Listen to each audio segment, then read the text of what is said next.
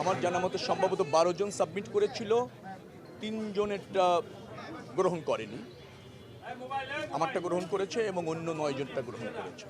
স্বচ্ছভাবে হয়েছে আমার কাছে মনে হয়েছে, এবং কেন হয়নি, কি কারণে হয়নি যাদেরটা, তার ব্যাখ্যাও করেছে, যার ফলে আমার কাছে বেশ ট্রান্সপারেন্ট মনে হয়েছে প্রক্রিয়াটা, এবং ওনারা বেশ পরিচ্ছন্নভাবে সেটা উপস্থাপন করেছে, কারণগুলি ব্যাখ্যা করেছে।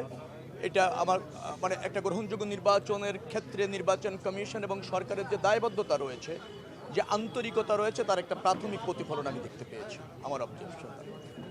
আর নির্বাচনে আজকে যেটা হলো সেটা হচ্ছে গণতন্ত্র পুনঃপ্রতিষ্ঠার যে পদক্ষেপ, সেই পদক্ষেপের চূড়ান্ত পর্যায়ে আমরা পৌঁছালাম।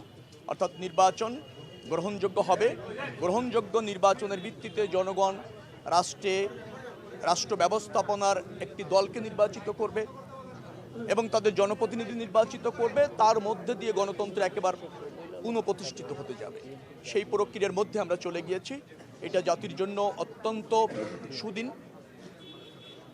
আমাদের যারা ভোটার আছে, যারা রাজনীতিতে সবসময়ের জন্য নিজেদের মতামত দিয়ে, রায় দিয়ে গণতন্ত্র এবং রাষ্ট্র ব্যবস্থাপনাটাকে যথা উপযুক্ত রাখতে চায়, তাদের জন্য সুদিন। প্রার্থী হিসেবে তো অবশ্যই আমার জন্য এবং অন্যান্য প্রার্থীর জন্য সুদিন।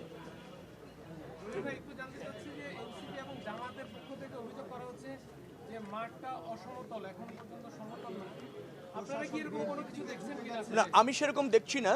অন্তর্বর্তীকালীন সরকার এবং প্রশাসন সব দলকে, সব প্রার্থীকে সমান সুযোগ দিচ্ছে, কিন্তু এখানে একটু অসমতল আছে। সেটা হচ্ছে এনসিপি বা জামাতে ইসলামের যদি আপনি বলেন যে ভোটারে সমতল হতে হবে, সেটা তো আপনি পারবেন না।